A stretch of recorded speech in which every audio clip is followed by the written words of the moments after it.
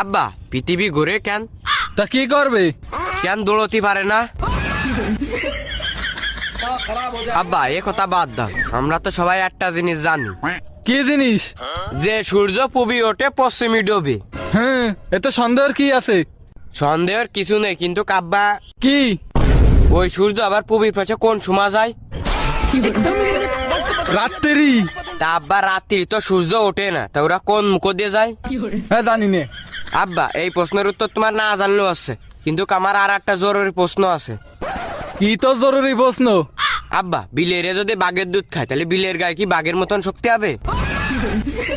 খাওয়াই দেখছে নে। আব্বা তাহলে তুমি একটা কাজ করে এনে, কি কাজ? আমারে 1 কেজি বাঘের দুধ কিনে এনে দিয়ে নে।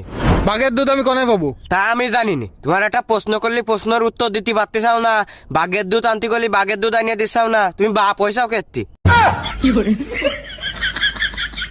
আব্বা তোমার ভালোই ভালোই করছে, আমার জানতে পারো আমার 1 কেজি বাঘের দুধ আনিয়ে দাও, নাহলে কিন্তু তোমার মার দিয়ে মায়ের খাওয়া নেই।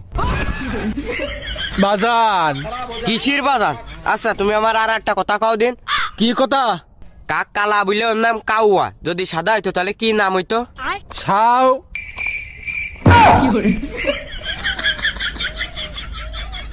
আব্বা রাগ করতে চাও? রাগ করতেছি না, রাগিয়ে যাচ্ছি। রাগলি রাগোগে, আমারে যদি বগো আমি বাড়ি যে মারে কয়ে দিবানে।